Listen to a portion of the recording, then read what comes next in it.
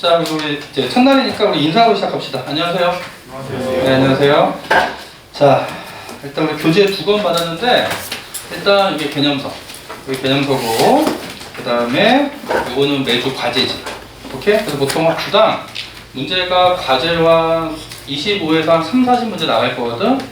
자, 우리 6월 평가원 전까지 딴 거 하지 마. 기본 교재 개념 공부하고요. 그 다음에 과제만 꼼꼼하게 풀어오면 돼. 그리고 너네가 일단 지금 사연 혹시 처음 하는 친구 한번 손 들어볼래? 괜찮아. 두 명. 다행히 몇 명 없네. 자, 우리 작년에 공부를 했던 친구들도 일반적이겠지만 처음부터 다시 하나하나 꼼꼼히 할 거야. 왜냐면 좀 미안한 표현이면 난 너희들 못 믿거든. 우리 작년에 공부했던 건 다 리셋으로 만들고요. 하나하나 꼼꼼히 하고. 보통 이제 우리 간단히만 얘기하면 이제 사회문화 공부하는 친구들이 이런 얘기 많이 하잖아. 사회문화는 주로 암기 과목이니 이해 과목이니?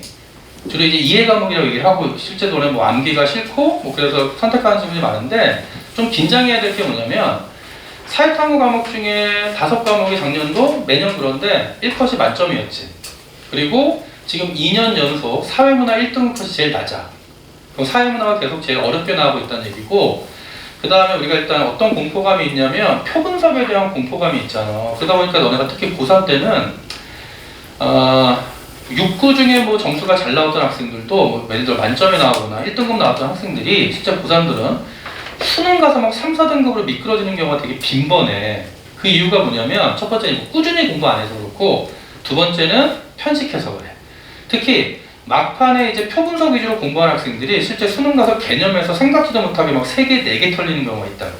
그래서 일단 재수반 친구들의 성적이 잘 나오는 이유는 첫 번째는 뭐냐면 일단 성적이 잘 나올 거야. 와야 돼. 잘 나와야 돼. 잘 나온 이유가 고3 때랑 다르게 꾸준히 공부한다는 거. 그리고 고3 때는 너네가 자꾸 국영수에 치이고 내신에 치이다 보니까 꾸준하지 못하잖아. 그 다음에 또 하나가 이제 주의할 게 이거다. 너네가 특히 작년에 이제 2학기 때 이제 본격적으로 기출문제 푼다고 양치기 한 애들이 있어. 그러면 한번 풀고 또 한 번 다시 사서 뭐 새로 푸는데 문제는 풀었던 문제 또 풀잖아. 그러면 잘 풀려 안 풀려? 당연히 잘 풀리지. 그럼 뭐라고 착각해? 내가 이제 사회문화는 잘하는구나. 말도 안 되지. 그러니까 수능장 가서 미끄러지는 거야. 그래서 포인트는 뭐냐면 당연히 기본 개념 철저히 공부하고 그리고 이제 표 분석도 이제 꼼꼼히 할 거야. 표 분석도 패턴이 있거든. 패턴 우리가 다 할 거고요. 따로 정리할 거고. 그 다음에 기출 문제는 당연히 푸는데 선생님은 개인적으로 물어볼까? 얘들아 연계 교재는 수특 수완이 중요하니 기출이 중요하니? 당연히 기출이 중요하지. 기출이. 그래서 너네가 수특 수완을 나중에 풀어보면 생각보다 준 문제가 좀 양은 많아도 단순한 문제들이 많아. 그래서 기출이 더 중요하고요. 너네 수특수화는 이미 특히 수능특강은 1월 23일 날 나왔어. 근데 수능특강은 교재 출간 시점이 중요한 게 아니야. 수능 전에만 풀면 돼요. 쫄지 말라고. 그래서 지금부터 막 불안해가지고 수능특강 들어간 친구들이 있는데 그거 정말 시간 낭비야. 물론 수능특강 문제도 푼다면 일단 우리가 개념 끝나고 표 분석까지 끝난 다음에 그 다음에 너네가 이제 어느 정도 완성된 상태에서 수특 풀잖아. 마음먹으면 일주일이면 다 풀어요. 왜? 어차피 다른별 문제가 20문제도 안 되잖아. 그러니까 지금 주위에서 누가 수특, 그러니까 국영수랑은 달라.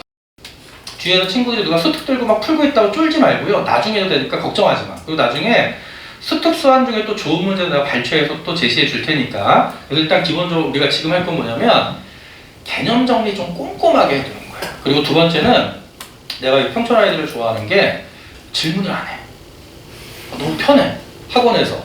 근데 질문 좀 많이 하세요. 야, 너네 한 달 학원비를 얼마 내는데? 한 달 학원비 너네 밥 처먹는 것까지 하면 한 150에서 200 내지 않아? 그치? 특강 들으면 더 들어갈 거라고. 그래서 질문 많이 하고 선생님들 끝까지 괴롭혀야 돼. 끝까지. 그리고 일단 오늘은 좀 2시간 수업이라 좀 그 시간이 좀 짧아서 내가 자세하고 뭐 선생님 살아온 얘기 나중에 좀 천천히 해주고요. 소수건 준비해야 돼. 진짜 얘네들이 웃네. 눈물 없이 못 들어요.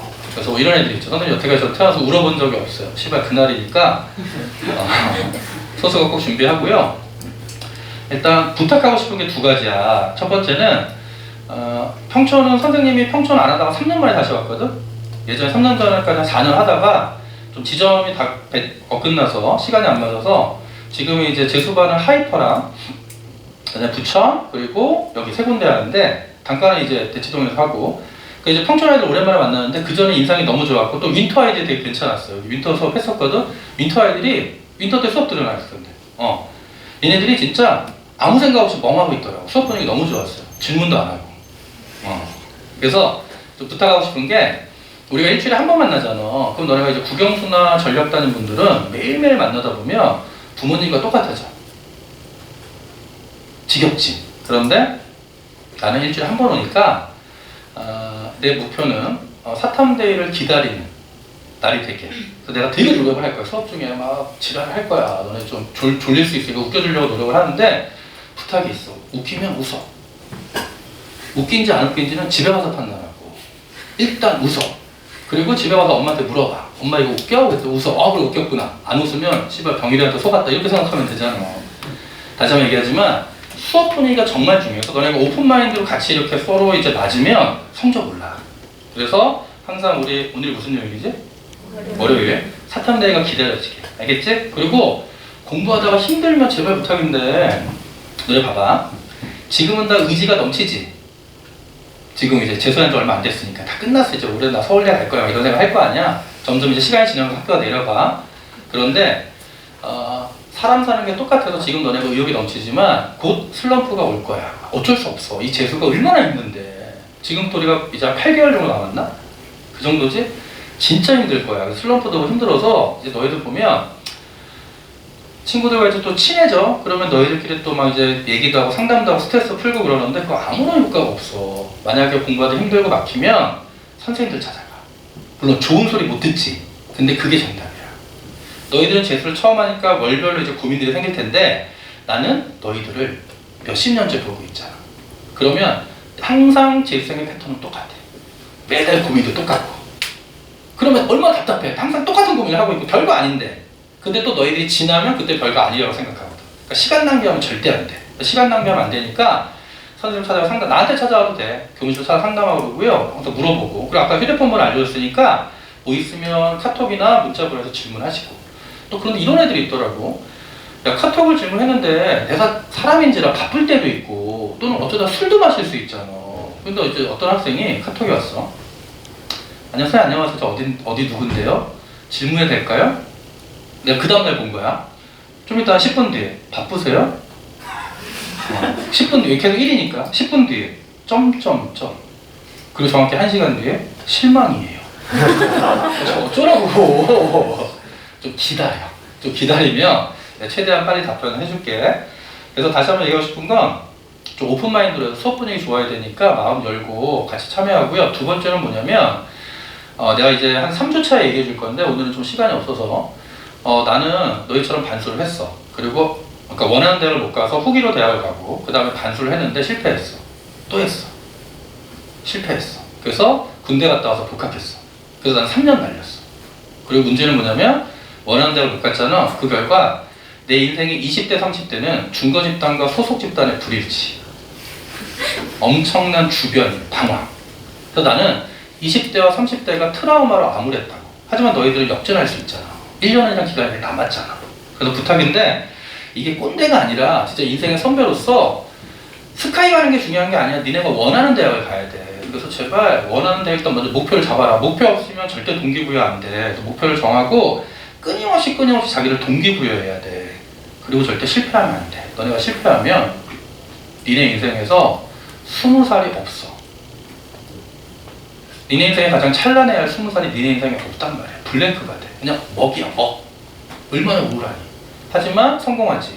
애새끼들이 이제 대학 가면 찾아온다? 찾아와서 점심에 찾아와서 고기 사달래. 가면 이 새끼들 학원 다닐 때는 전 절대 술 안 먹어야 했던 애들이 고기 사달라고 해서 선생님 반주해도 될까 이러더니 소주를 막 2병씩 처먹어요. 그리고 고기도 난 얘들 놀랬어. 그래도 기본적으로 화식을 해야 되잖아. 물에 익혀 먹어야 되잖아. 피가 뚝뚝 떨어지는데 그냥 삼켜. 그것도 좋다고 치자. 근데 걔네들이 하는 말이 뭐냐면 선생님 저는 결혼해서 애 낳으면요 재수시킬 거예요. 왜? 성공했으니까. 그래서 내가 말하지. 야 일단 씨발 결혼부터 해라. 그래서 진짜 부탁이야. 나는 인생이 암울했거든. 그 트라우마 벗어났는데 20년 걸려. 지금은 그 트라우마를 벗어났는데 이제 내가 그 어떤 내 인생 목표를 달성한 이후에 근데 너희들은 아직은 역전할 기회가 있으니까 꼭 부탁. 앞으로 몇 주 안에 일단 목표를 정해야 돼. 그래서 그 목표를 갖고 항상 자기를 동기부여해야 되고 안 그러면 지쳐. 진짜 지쳐요. 그 너네 공부해봐서 알겠지만 이 성적이라는 게 예를 들어 한 달 했다? 이렇게 올라. 또 한 달 했어. 올라. 한 달 해서 올라.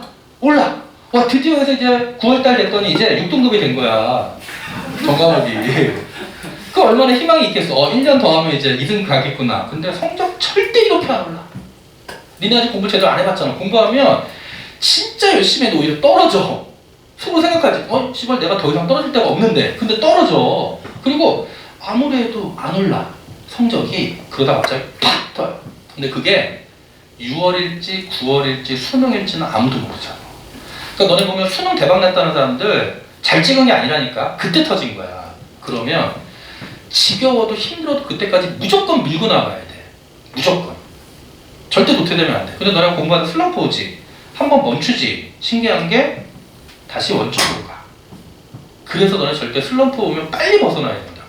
절대 혼자 해결하려고 하지 말고. 그래서 부탁이는 게 또 부탁만 하다 미안하다. 내가 강제로 시킬게. 뭐냐면 재수하는 기간 동안, 특히 수험생 기간 동안에는 이기적이 돼야 돼. 이기적이라는 게 급식 처먹을 때 저 새끼보다 내가 소세지 한 개 더 먹어야지 이게 아니라 니네만 생각해.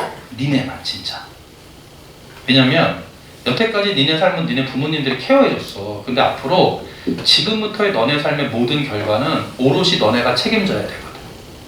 원하는 데가 못 가지. 평생 물론 스카이 나왔다고 성공하는 건 아니잖아. 단 사회생활 할 때 편할까 안 편할까?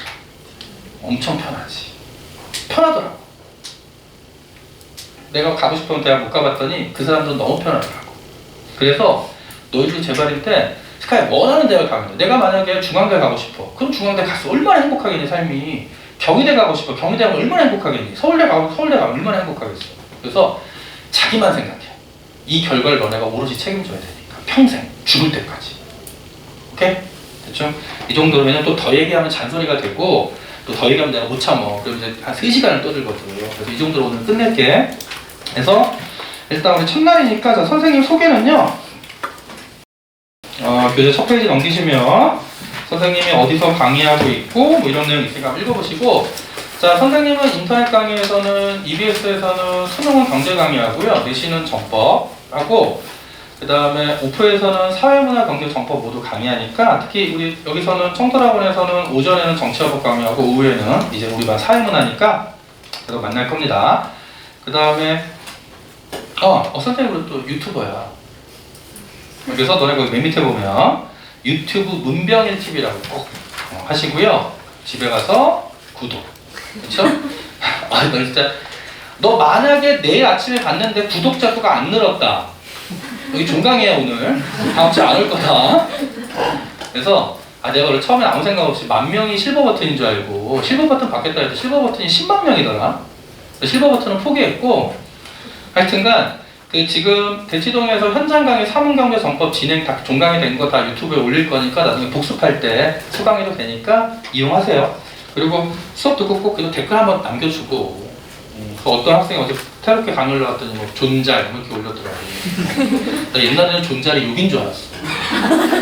근데 이제 알지. 그래서 이렇게 부탁드리고요.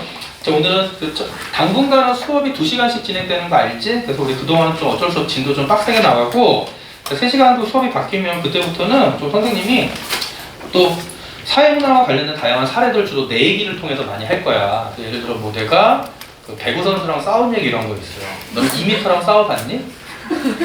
걔가 스파이크하고 내가 리시브한 얘기 이런 거 해줄 거고요. 그 다음에 한라산 갔다가 조난당한 얘기 이런 거 있어. 이런 거. 그리고 이제 고속도로에서 운전을 하고 있는데 내 차가 라디오에 나와. 뭐 그런 거. 그런 얘기 나중에 하나 차근차근 해줄 테니까. 자, 그리고 특히 혈액형 등급도 한번 할 거야. 혈액형 등급. 왜냐면 내가 그 혈액형 간의 매칭 관계를 20년 동안 양적 연구를 했거든. 그 결과 일정한 상관관계가 파악이 됐어. 그래서 남자 혈액형과 여자 혈액형 상관관계 다 거의 100% 맞아요. 그러니까 특히 A형 한번 손들어봐. 남자. 내가 A형이거든. 특히 내가 A형과 잘 맞는 혈액형 나중에 설명해 줄 거고요. 여자 A병 한번 손들어봐. 한 명밖에 없네. 나랑 절대 안 맞아요. 그런 거. 그래서 멀어지자. 알겠지?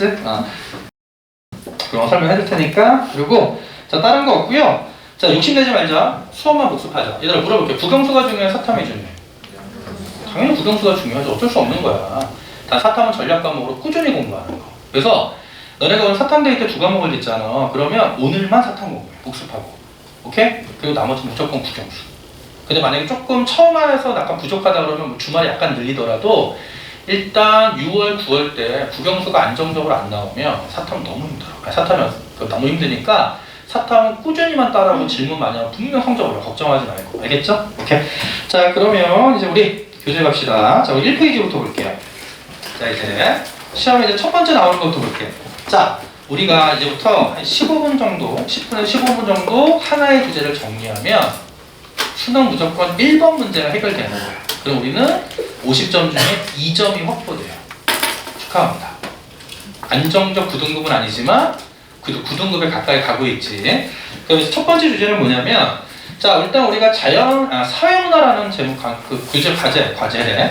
우리 제목이 사회문화잖아. 그래서 첫 번째에서 물어보는 건 이거야. 그러면 자연현상이랑 그 다음에 자, 사회문화 현상을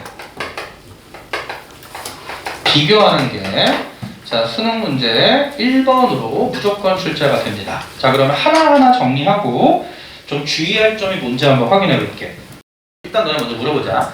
얘들아, 자연현상이라는 놈은 인간의 가치와 의도가 개입되니 무관하니.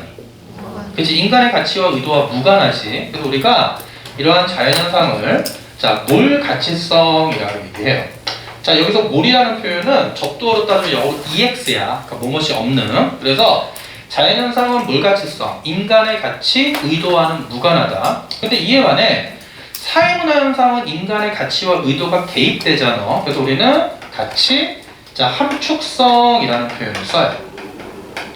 또는 가치 개입, 또는 가치 함축성.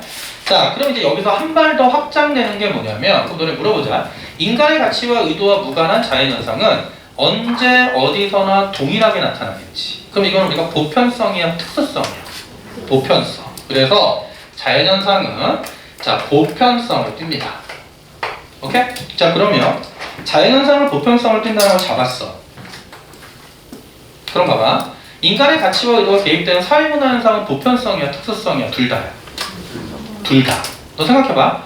과거건 현재건 전 세계 어디서나 장례식은 있니 없니? 있지. 그럼 장례식이 존재한다는 거 보편성이야. 그런데 그 장례식이 나타나는 구체적 양상은 다 다를 거 아니야. 특히 우리나라는 과거에는 어떤 형식의 장례식이었죠? 조선시대 이럴 땐 매장이지. 근데 지금은 주로 화장. 이유는 땅값이 너무 비싸졌잖아. 그래서 고려시대 때는 화장이었다가 조선시대 때 매장됐다가 다시 지금 화장인 게, 고려시대 때는 불교가 지배했잖아. 매장, 화장. 조선시대는 유교, 매장. 그러다가 지금은 다시 화장. 그러니까 시대별로 바뀌지? 그리고 또 어떤 나라는요, 예를 들어 뭐 터키, 뭐 티베트 이런 지역 가면은 조장. 그냥 던지며 새들이 쪼아먹고, 그쵸? 그리고 내가 죽으면 너희들은 순장. 따라 들어와야 돼. 오케이? 무조건 너희 예약 대행인 거야. 번호표 받아야 돼. 그러면 결국 사회문화 현상은 보편성과 그리고 무슨성이 공존한다. 자, 특수성이 공존한다는 거야. 근데 여기까지는 기본적으로 어렵지가 않은데, 그럼 이제 여기서 이제 확장해 갑니다. 그럼 이제 자연현상은요, 확실할까 확률적일까? 확실하지. 그럼 얘기는 뭐냐면, 항상 동일한 원인에 대해서 항상 동일한 결과가 나타나기 때문에 자연현상은 확실성의 원리가 지배를 하고요. 자, 또 하나 다른 표현으로 자, 필연성의 원리가 지배한다라고 얘기해. 이에 반해 자, 사회문화 현상은 인간의 가치와 의도가 개입되지? 그러면 확실할 수는 없지. 그래서 너네 봐봐. 지금 우리가 다음 주에 대통령 선거가 있잖아. 그래서 계속 여론조사해가지고 대통령 후보들의 지지율을 발표하지. 근데 거기서 항상 뭐라고 그러냐면 뭐 오차범위 몇 % 이내라고 그러잖아. 그치? 그러니까 결국 사회문화 현상은 확실한 게 아니라 자, 확률성의 지배를 받는 거야. 확률적으로 얼마의 확률이다 발생할 가능성이. 그리고 또 하나는 뭐냐면 용어 정리할게요. 개연성의 지배를 받아. 그래서 개연성이란 얘기는 그럴 가능성이 크다. 뭐뭐 한다라고 단정 짓기가 어렵다라는 거야. 왜냐면 결국 확률성과 개연성의 지배를 받는다는 얘기는 결국 그건 무슨 얘기냐면 뭐가 발생할 수 있다. 예외가 발생할 수 있다. 예외가 발생할 수 있다. 자, 그러면 이제 여기다 하나 더 추가합니다. 그럼 너네 봐봐. 자연현상과 사회문화현상 중에 인과관계가 발생하는 건 누구죠? 둘 다야. 그럼 다시 인과관계라는 얘기는 원인에 의한 결과지. 그럼 우리 약속할 거야. 자, 앞으로 원인은 무슨 변수? 독립변수. 결과는 무슨 변수? 종속변수. 그런데 되게 당황스러운 게 너는 그 첫날에 이렇게 열심히 하니? 당황스럽다. 여기 왜? 근데 왜 왔지? 여기 이렇게 열심히 했는데 작년에? 하이트. 오케이. 아니야, 나 이렇게 놀란 게 원래 첫 수업 때 이렇게 적극적으로 열심히 하는 분위기 없거든. 원래 한 3명 정도가 막 이제 고개를 헤드뱅잉 하면서 막 되게 안쓰러운 표정이 나오고 되게 열심히 하네. 오케이, 알았어. 오늘 진도 다 끝낼게. 너희들이 지금 너무 열심히 하려고 그러니까 오늘 진도 다 끝낼게요. 자, 그래서 일단 봐봐. 자, 그럼 자연현상도 원인에 의한 결과, 인과관계가 발생을 할 거고, 사회문화현상도 원인에 의한 결과, 인과관계가 발생을 해. 그럼 다시 원인은 무슨 변수? 독립변수. 결과는 무슨 변수? 종속변수. 그런데 차이는 뭐냐면 자연현상은 항상 동일한 원인에 의해서 항상 동일한 결과가 있어요. 그럼 그 얘기는 그 인과관계가 변함이 없이 항상 명확한 거야. 자, 그런데 사회문화현상은 인간의 의지가 개입돼서 예외가 발생할 수 있지. 그럼 예외가 발생하면 인과관계가 깨질 수도 있잖아. 따라서 사회문화현상도 인과관계가 발생하지만 꼭 비교해봐. 자연현상에 비해서는 뭐하다? 자연현상에 비해서는 불명확하다. 그래서 평가원의 가장 큰 평가원이 강조하는 게 인과관계는 둘 다. 단 누가 명확해? 자연현상은 그 인과관계가 명확하고 사회문화현상도 인과관계는 발생하지만 예외가 발생할 수 있기 때문에 자연현상에 비해서는 불명확하다. 되니? 자, 그러면 이 자연현상의 인과관계는 예외가 없는 인과관계잖아. 명확한. 그래서 우리는 여기다 한마디 더 추가합니다. 자연현상은 인과 법칙의 지배를 받는 거야. 인과 법칙의 지배. 그래서 인과관계 자연현상, 인과법칙 자연현상. 하지만 사회문화현상은 인과관계까지는 돼도 인과법칙이라는 표현을 쓸 수가 없는 것이 예외가 발생하니까. 그리고 또 하나, 자연현상은 그러니까 인과법칙의 지배도 받지만 또 무슨 법칙의 지배도 받냐면 존재법칙의 지배도 받아. 자, 그럼 일단 존재법칙 외우시고, 이거 어려운 거 아니야. 잘 봐. 인간의 의지와 가치, 인간의 의도 또는 가치가 개입되어 있지 않지. 그럼 인간의 의도와 가치와 무관한 현상이면 그냥 모든 자연현상은 그냥 지구는 태양을 돈다. 뭐뭐이다라고 서술하는 거야. 그럼 우리가 존재법칙이라고 얘기해요. 그래서 그냥 존재법칙, 인과법칙의 지배를 받고, 자, 이에 반해 사회문화현상은 인간의 가치와 의도가 개입되지. 그럼 당연히 바람직한 쪽으로 가야 될 거 아니야. 그래서 우리는 당위법칙의 지배를 받는다라고 얘기하고, 자, 또 하나 규범법칙의 지배를 받는다라고 얘기합니다. 머스트야, 머스트. 바람직한 쪽으로 가야 한다. 그래서 규범법칙, 당위법칙. 그래서 기본적으로 문제 유형은 어떻게 나오겠어? 제시문 주고요. 밑줄 기억, 니은, 디귿, 리을 한 다음에 일반적인 문제는 각각의 기억, 니은, 디귿, 리을에 대한 설명을 옳은 것은, 그러면 자연현상, 사회문화현상 잡고 그 다음에 이 특징들 매치하면 되겠지. 근데 여기다가 하나 더 추가하면, 자, 자연현상과 사회문화현상의 공통점이 있어. 자, 공통점도 외워야 돼. 둘 다 어떤 공통점이 있냐면 경험적 자료를 바탕으로 자, 무슨 연구가 가능하다? 과학적 연구가 가능하다. 자, 이게 바로 자연현상과 사회문화현상의 공통점이야. 그럼 여기서 일반적인 경험적 자료라는 얘기는 뭐냐면 연구자가 직접 연구를 수행해서 얻은 자료를 경험적 자료라고 할 거고, 그래서 둘 다 과학적 연구가 가능하다. 그래서 일단 교재 보면 1페이지 1번 자연현상과 사회문화현상의 의미와 특징에서 표로 정리한 내용 있죠? 지금 설명한 내용들 위주로 되어 있으니까 반드시 기본적 내용은 다 암기가 돼야 돼. 알겠지? 오케이. 자, 그 정도 확인하는데 여기다 살짝 하나만 정리하고 할게. 그럼 이제 우리는 자연현상 배워, 사회문화현상 배워? 사회문화현상 배우지. 자연현상은 누가 연구하는 거야? 다른 층에는 이과 애들이 연구하는 거지. 나쁜 놈들. 교차죠. 볼 때마다 발버려. 아, 그거 안 돼. 다치겠구나. 그냥 째려봐. 째려보고 의심해. 너 교차 지원 할 거야, 안 할 거야? 너 만약 교차 지원하게 생겼지? 그러면 그냥 미워해. 그냥. 그러면 안 되고요. 그러니까 자기는 우리는 이제 사회문화 현상을 연구할 거기 때문에 이 사회문화 현상의 뒤에 이제 연구 방법을 배울 거 아니야? 그 사회문화 현상 연구 방법은 크게 두 가지가 있죠. 하나는 무슨 연구? 양적 연구가 있고, 자, 또 하나는 질적 연구가 있지. 그리고 최근에 또 이게 수능이라는 시험이 매년 출제 패턴이 바뀌어. 그래서 재작년까지는 주로 출제 패턴이 양적 연구를 출제하면서 각각 실제로 각각의 수치막 계산해서 가설을 검증하는 거 많이 물어봤거든. 또 작년부터 갑자기 그거 안 내고 갑자기 작년 특히 너네 그 기억나니? 작년에 문제 풀었던 것 중에 방관자효과 문제 나온 거? 방관자효과 문제 그런 거 몰라? 또 그런 게 이제 문제형이 좀 바뀌어가지고 큰일 났네. 열심히 하자. 이렇게. 그런 거 이제 차근차근 다 정리해 줄 거니까 양적 연구랑 질적 연구 두 가지가 있다는 거. 자, 거기까지 정리가 된 겁니다. 자, 그럼 일단 우리는 2점이 확보된 거야. 자, 축하드리고요. 그 다음에 1페이지 하단에 보면 2번 사회과학의 최근 경향이 있잖아. 자, 2013년 이후에 수능에 나온 걸 본 적이 없어. 그리고 확인만 할게. 일단 사회과학의 최근 경향 첫 번째 학문의 세분화, 전문화 경향.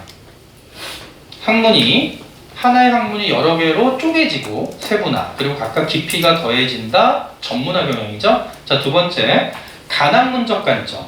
너네 고등학교 1학년 통합사회에서 통합사회에서 그 종합적 관점이라고 배웠어. 너 기억나니? 통합사회에서 뭐 시간적 관점, 공간적 관점, 사회적 관점, 윤리적 관점 뭐 그런 거 있었잖아. 그래서 이 학제간 연구, 간학문적 관점은 뭐냐면 하나의 사회문화 현상을 연구할 때 다양한 학문의 관점으로 접근하는 거야. 그래서 이걸 우리가 간학문적 관점이라고 한다. 이 정도만 확인하면 되고요. 그리고 현대사회과학의 두 가지 방법론에서 거기 밑줄 방법론적 이론론, 이게 바로 뭐냐면 양적 연구고요. 방법론적 이원론, 이게 질적 연구입니다. 이건 또 뒤에서 다룰 거니까 자, 이 정도만 확인하자고. 자, 그러면 자, 2페이지 봐봐. 자, 심화학습 1번 갑니다. 자, 사회과학의 최근 경향에서 가를 보자. 자, 2013년 수능 문제고, 자, 가를 보면 가운데 환경 문제가 있잖아. 그런데 화살표가 안으로 들어오면서 정치학, 경제학, 사회학, 법학. 그럼 이건 뭐죠? 그치, 간학문적 관점이지. 하나의 사회 현상을 연구할 때 여러 가지 학문으로 접근하자. 간학문적 관점. 근데 나를 보면 인류학이 문화인류학, 언어인류학, 형질인류학, 고거인류학, 즉 챕터별로 세분화돼서 쪼개지는 세분화, 그리고 전문화 경향이 되겠죠. 되니? 오케이. 자, 그 정도만 확인해 보시면 되고요. 특히 너네가 이제 복습하면서는 뭐 문제들 꼼꼼히 보면 되는데, 자, 한 문제만 한번 풀고 가자. 자, 1번 문제 봐봐. 1번. 자, 6페이지에 1번입니다. 자, 모르고 찾는 탈락. 땡땡대학교 연구팀은 특수고안한 자기장치를 이용하여 이른바 기업 철새 자기장 내비게이션을 자 동그라미 쳐 증명. 자, 내비게이션의 증명은 연구팀이 한 거죠? 그럼 기업은 무슨 현상? 사회문화 현상. 자, 연구팀은 철새인 이행, 대개비의 이동 경로의 자기장 교란 지역을 밑줄 만들고, 누가 만들었어? 연구팀이 만들었죠? 사회문화 현상. 자, 이동 경로에 어떤 변화가 생기는 관찰했는데 그 결과 태양의 위치와 풍향의 변화. 이거는 뭐야? 인간의 의지와 무관한 자연현상이지. 그리고 자, 밑에서 세 번째 줄. 연구팀은 철새들이 자기장에 따라 반응하며 주변의 자기장 조건을 기준으로 비행. 자, 누가 비행한 거야? 철새들이. 자연현상이지. 그러니까 이렇게 잡으면 돼. 되니? 자, 그 다음에 나머지 문제들은 꼭 꼼꼼히 풀어보시고 4번 문제 봐봐. 자, 표의 A, B는 두 연구기관이 각각 수행하고자 하는 연구입니다. 옳은 설명. A부터 봐봐. 정치학, 경제학, 사회학, 심리학, 사회복지학 등 5가지 학문의 관점을 동시에 활용한 고령화 연구. 간학문적 관점. 되죠? 네, B를 보면 자, 노동경제학 관점을 활용한 인구 고령화가 노동시장과 경제에 미치는 영향. 자, 노동경제학이라는 세분화된 학문만 적용한 거잖아. 그러니까 이건 전문화라고 봐야지. 전문화.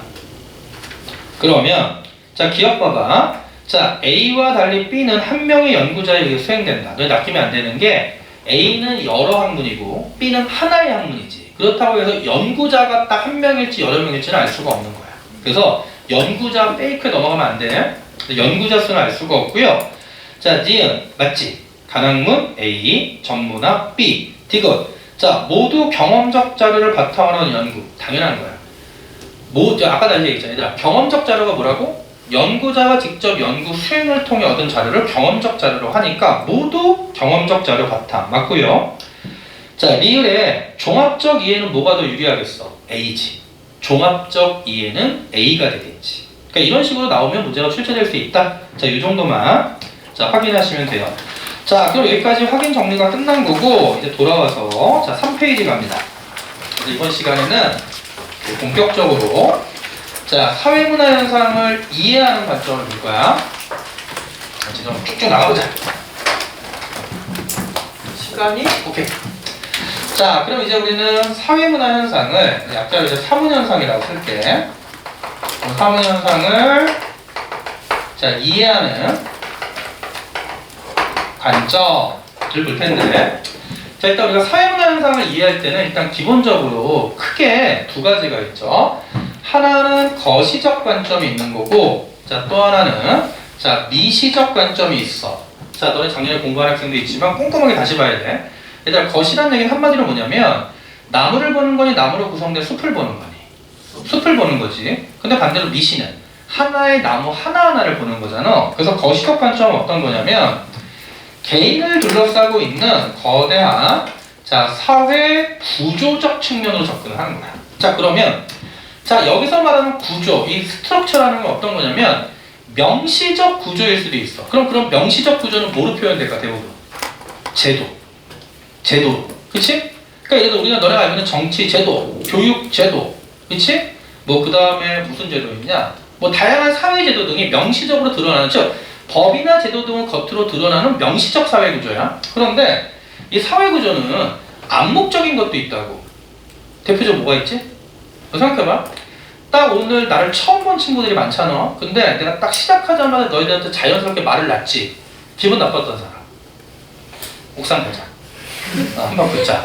이게 무슨 말이냐면 한국은 전통적으로 유교 사회였기 때문에 장유유서의 문화가 있어서 누가 시키지 않아도 자연스럽게 나이 차이가 나면, 특히 선생이 학생한테 자연스럽게 말을 놔도 너희들이 거부감이 없잖아. 근데 만약에 생각해봐. 내가 질문을 했어. 기범이한테 질문한 거야. 기범이 이거 뭐니? 했더니 기범이가 병이라 왜? 이랬어. 그럼 내가 친근감을 느낄까? 아니면 대가리를 뽀개버리고 싶을까? 즉 나이가 어린 새끼가 선생한테 반말을 하면 돼, 안 돼? 하지만 이거 법으로 정해져 있어, 안 정해져 있잖아. 그럼 결국 이건 뭐냐? 암묵적 사회구조야. 그래서 암묵적 사회구조는 일반적으로 관습이야, 관습. 그래서 결국은 뭐냐면 거시적 접근은 사회 구조적 측면으로 접근한다는 얘기는 개인을 둘러싸고 있는 거대한 사회 구조의 영향으로부터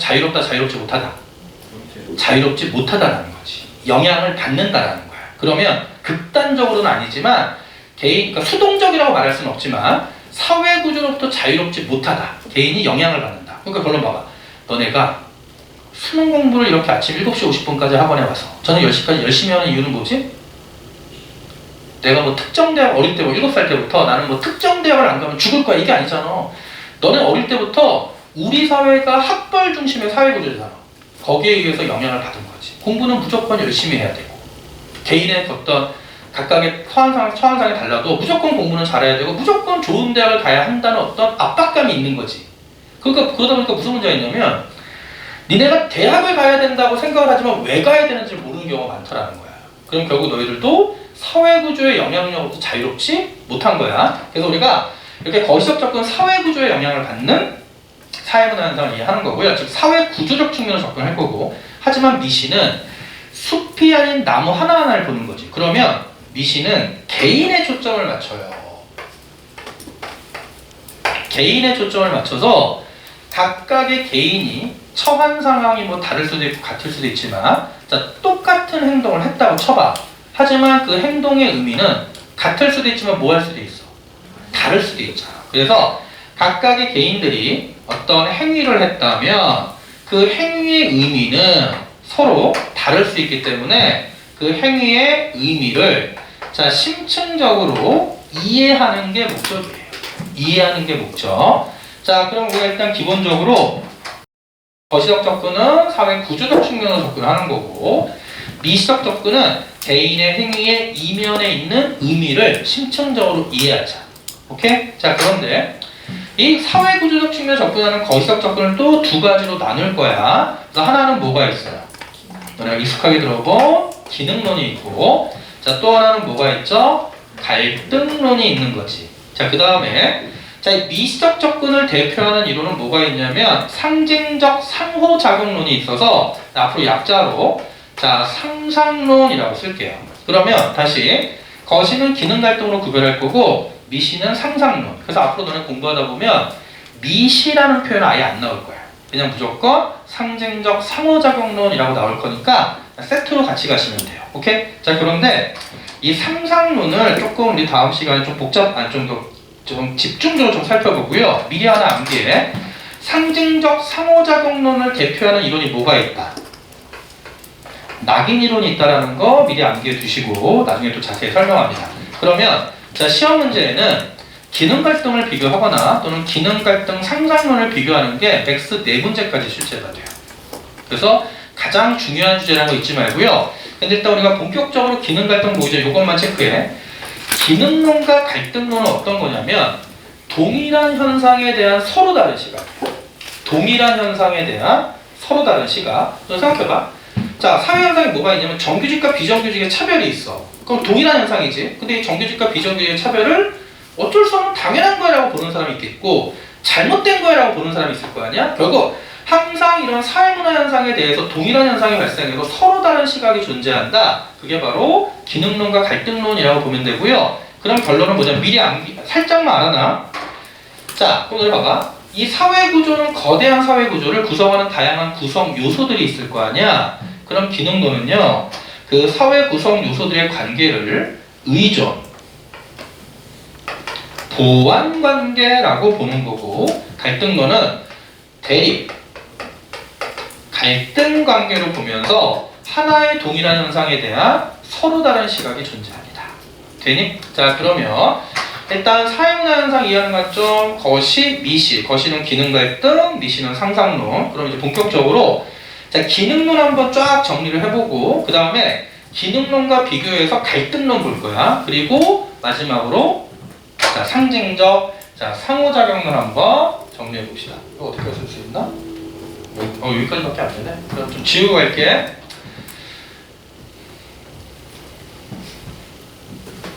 하나가 정치겠지만 여기. 자, 그럼 기능론부터 볼게요. 자, 일단 너네가 하나 먼저 암기할게. 기능론의 전제 이론이 있어. 기능론의 전제는 뭐냐면 사회 유기체설입니다. 그래서 얘들아 여기서 유기체는 생명체를 얘기해. 그러면 개인들이 모인 사회는 하나의 생명체와 같다는 거야. 생명체와 같다. 그 결과 기능론은 그럼 이 거대한 사회 구조를 구성하는 다양한 구성 요소들이 있을 거 아니야? 그러면 그 사회를 구성하는 구성 요소들은 유기적 관계야. 그럼 유기적 관계라는 얘기는 의존적이고 서로 보완하는 관계. 그래서 시험에 사회를 구성하는 요소들의 관계는 유기적 관계다. 그럼 다시 유기적 관계라는 얘기는 서로 의존적이고요. 서로 보완적인 관계. 되니? 자, 세 번째. 자, 기능론에서는 자, 구성원들 사이에 합의한 규범이 존재해. 자, 구성원들 사이에 합의한 규범이 존재하는데 중요한 거, 그 규범은 누가 합의하는 거냐면 사회 구성원 모두가 명시적 또는 암묵적으로 합의한 거야. 명시적 또는 암묵적으로 사회 구성원 모두가 합의한 겁니다. 오케이? 자, 그러면 이제 외울 거. 그럼 도대체 그 기능론의 규범이 뭐냐 이거야. 그럼 첫 번째, 자, 기능론의 규범은 첫 번째 뭐냐면 각각의 사회를 구성한 다양한 구성 요소들은요 사회에서 부여한 기능이 있어. 그 기능을 제대로 수행해야 돼. 그럼 얘들아, 학생에게 사회에서 부여한 기능은 뭐야? 열심히 공부하는 거지. 아빠에게 사회에서 부여한 기능은 뭐야? 그리고 또 슬픈데 뭐 돈 벌어 뭐 이렇게 얘기하는데 맞다, 그런 거지. 아빠로서 역할을 하는 거. 엄마도 마찬가지고. 그러면 선생에게 사회에서 부여한 기능은 열심히 강의하는 거잖아. 잘 가리키는 거. 이런 식으로 사회 구성 요소들은 자신에게 맡겨진 기능을 제대로 수행해야 돼요. 자, 그래서 생각해봐. 학생들한테 야 열심히 공부해! 라고 맨날 말해봤자 동기부여가 될까 안 될까? 그럼 결국 뭐냐면 각각의 구성 요소에게 맡겨진 기능을 제대로 수행하라고 계속 독려하려면, 동기부여를 하려면 두 번째 합의 사항은 뭐냐면 좋아, 네가 열심히 하면 한 만큼 줄게. 그 당근과 채찍이 필요할 거 아니야. 그래서 자, 능력을 쌓고요, 노력을 한다면 그 노력과 능력에 대해서 차등, 분배 또는 차등 보상을 해주는 거예요. 이게 가장 중요한 기능론의 합의사항이에요. 두 가지 반드시 외워. 각각의 구성 요소는 자신에게 맡겨진 기능을 제대로 수행해야 되고, 능력과 노력을 쌓지, 그 기능 수행을 통해서 그러면 차등 분배 또는 차등 보상이야. 그럼 생각해봐. 기능론은 직업의 위계, 높낮이를 인정할까 안 할까? 인정하는 거지. 그래서 기능론에서 이거야. 열심히 노력해서 능력을 쌓은 사람은 보통 우리 문과에서 성공한 직업들은 뒤에 무슨 자가 붙어? 사자 붙지. 그거 뭐 있어? 뭐 변호사, 판사, 돈은 많이 못 벌어도 사탕 강사 이렇게 있잖아. 비웃냐? 나 진짜. 야, 너희 나보다 돈 많어? 잠깐 많을 수도 있겠다. 도와주세요. 자, 아까 번호 알려줬지? 카톡으로 항상. 나 몰랐는데 최근에 알았어. 카톡 휴대폰으로 알면 카톡으로 해서 뱅킹이 가능하더라. 네. 그럼 내 번호만 알면 너네 나한테 그냥 돈을 입금해서 보내줄 수 있는 거잖아. 송금. 좋은 제도야. 뭐 우기지만 나중에 오입금했어요 그러면 다시 절대 안 돌려줘. 한번 입금되면.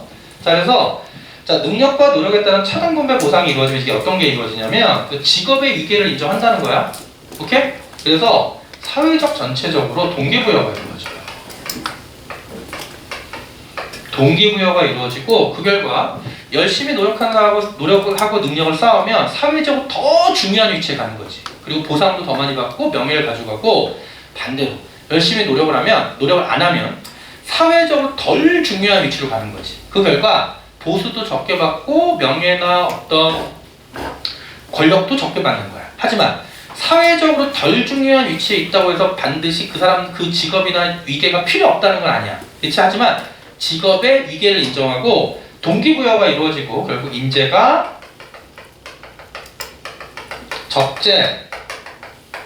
적소에 배치돼서 그 결과 사회가 발전한다라고 보는 게 기능론이야. 물론 직업의 위계는 존재하지만 중요한 직업, 덜 중요한 직업 모두 사회적으로 다 중요한 거지. 단 보상이 다를 뿐이야. 되니? 자, 그래서 기능론의 네 번째 특징은 이거야. 그래서 기능론은 자, 이 그림 생각해.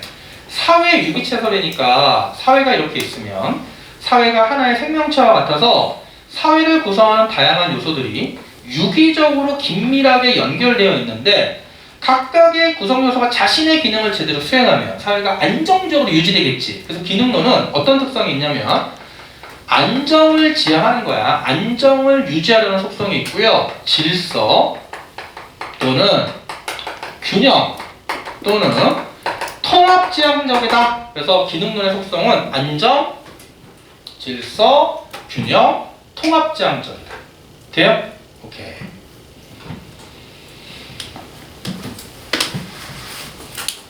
좀 쉬었다 갈까?